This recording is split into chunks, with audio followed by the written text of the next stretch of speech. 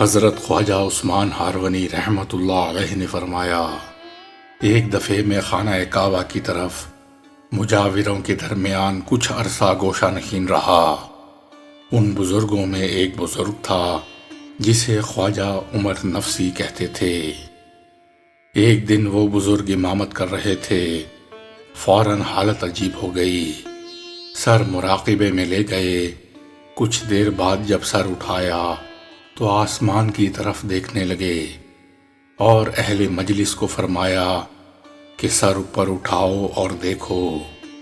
جو ہی کہ یہ فرمایا میں نے دیکھا، پھر فرمایا کہ کیا کہتے ہیں اور کیا دیکھتے ہیں؟ میں نے کہا میں نے دیکھا پہلے آسمان کے فرشتے رحمت کے تھال ہاتھ میں لے کر کھڑے ہیں اور ہونٹوں میں کچھ کہہ رہے ہیں۔ انہوں نے فرمایا جانتے ہو یہ کیا کہتے ہیں؟ میں نے کہا یہ کہتے ہیں کہ شیخ صاحب کی بندگی ہماری بندگی کی نسبت بہتر معلوم ہوتی ہے۔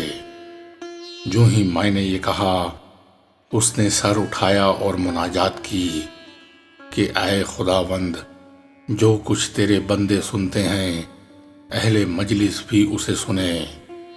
فوراً غیبی فرشتے نے آواز دی، اے عزیزو، یہ فرشتے جو لبوں کو ہلا رہے ہیں یہ کہتے ہیں کہ اے خداوند، خواجہ نفسی کے مجاہدہ اور علم کی عزت کے صدقے میں ہمیں بخش دے۔ اس کے بعد فرمایا کہ یہ نعمت ہر مرتبے میں حاصل ہے، لیکن مرد وہ ہے کہ اس میں کوشش کرے تاکہ اس مرتبے پر پہنچ جائے۔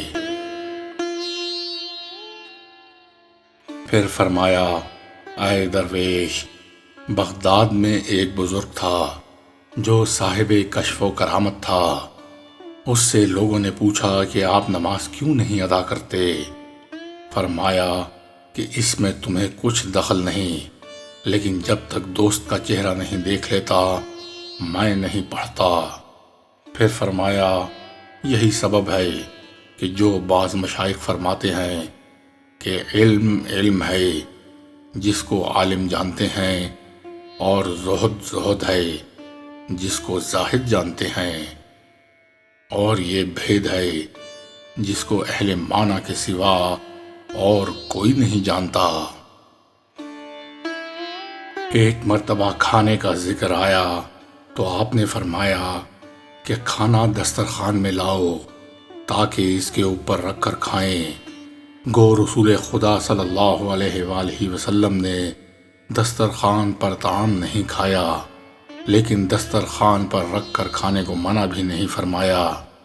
اگر کھا لیں تو جائز ہے، لیکن آؤ سب مل کر کھائیں اور ایسا کریں کہ جیسے میرے بھائی حضرت عیسیٰ علیہ السلام نے کیا ہے۔ پھر فرمایا کہ حضرت عیسیٰ علیہ السلام کے دسترخوان کا رنگ سرخ تھا جو آسمان سے اترتا تھا، اور اس میں 7 روٹیاں اور 5 سیر نمک ہوتا تھا۔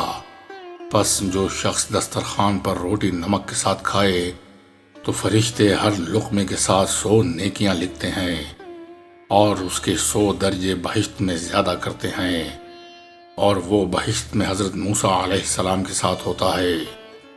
اور جو شخص سرخ دسترخوان پر نمک کے ساتھ روٹی کھاتا ہے اسے بہشت میں ایک شہر ملتا ہے، اور جب روٹی کھانے سے پہلے فارغ ہوتا ہے خداوند تعالیٰ اس کے تمام گناہ بخش دیتا ہے۔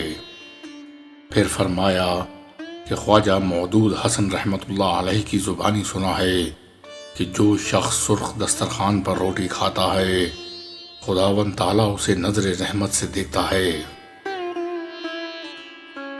پھر فرمایا کہ شمس العارفین کو یہ نام رسول اللہ صلی اللہ علیہ وآلہ وسلم کے روضہ مبارک سے عطا ہوا۔ یہ اس طرح ہوا کہ جس روز رسول اللہ صلی اللہ علیہ وآلہ وسلم کے روضہ مبارک پر پہنچا اور سلام کیا تو آواز آئی، علیک السلام یا شمس العارفین، اے شمس العارفین تجھ پر سلام۔ پھر فرمایا یہی معاملہ امام اعظم رضی اللہ تعالیٰ عنہ سے پیش آیا۔ جب آپ ابتدائی حالت میں نبی اکرم صلی اللہ علیہ وآلہ وسلم کے روضہ مبارک پر پہنچے اور کہا، اے مرسلوں کے سردار، تجھ پر سلام ہو، تو آواز آئی، علیکم السلام یا امام المسلمین، اے مسلمانوں کے امام، تجھ پر سلام ہو۔ پھر فرمایا کہ خواجہ بایزید بسطامی رحمۃ اللہ علیہ کو سلطان العارفین کا خطاب آسمان سے ملا تھا۔ چنانچہ ایک مرتبہ آدھی رات کے وقت اٹھ کر مکان کی چھت پر آ کر خلقت کو سویا دیکھا اور کسی شخص کو جاگتے ہوئے نہ پایا، تو خواجہ صاحب کے دل میں خیال گزرا کہ افسوس، ایسی باعظمت درگاہ میں بیدار اور مشغول کیوں نہیں ہے۔ آپ نے چاہا کہ خداوند تعالیٰ سے ساری خلقت کے جاگنے اور مشغول ہونے کی دعا کریں۔ پھر دل میں خیال آیا کہ یہ شفاعت کا کام سرور کائنات صلی اللہ علیہ وآلہ وسلم کا ہے، مجھے کیا مجال ہے کہ ایسی درخواست کروں۔ جو ہی دل میں یہ خیال پیدا ہوا، غیب سے آواز آئی کہ اے بایزید، اس قدر ادب جو تو نے ملحوظ رکھا، میں نے تیرا نام خلقت میں سلطان العارفین رکھا۔ پھر فرمایا کہ احمد معشوق رحمت اللہ علیہ کے ساتھ بھی ایسا ہی ہوا تھا کہ ایک دفعہ جھاڑے کے موسم میں چلے کی رات نصف شب کے قریب جب باہر نکلے تو پانی میں چلے گئے اور دل میں ٹھان لی کہ جب تک یہ معلوم نہ ہو جائے کہ میں کون ہوں، ہرگز پانی سے باہر نہ نکلوں گا۔ آواز آئی کہ تو وہ شخص ہے جس کی شفاعت سے قیامت کے دن بہت سے آدمی بخشے جائیں گے۔ شیخ احمد نے کہا، میں یہ بات پسند کرتا، مجھے یہ معلوم ہونا چاہیے کہ میں کون ہوں۔ پھر آواز سنی کہ میں نے حکم کیا ہے کہ تمام درویش اور عارف میرے عاشق ہوں اور تو میرا معشوق ہو۔ پھر خواجہ صاحب وہاں سے باہر نکلے۔ جو شخص آپ کو ملتا السلام علیکم احمد معشوق کہتا۔ پھر فرمایا کہ شمس العارفین نماز ادا نہ کرتے تھے۔ جب لوگوں نے آپ سے اس کا سبب دریافت کیا تو آپ نے فرمایا کہ نماز بغیر سورہ فاتحہ کے پڑھتا ہوں۔ لوگوں نے کہا، یہ کیسی نماز ہے؟ پھر لوگوں نے التجا کی تو آپ نے فرمایا کہ سورہ فاتحہ تو پڑھتا ہوں لیکن ایاک نعبد و ایاک نستعین نہیں پڑھتا۔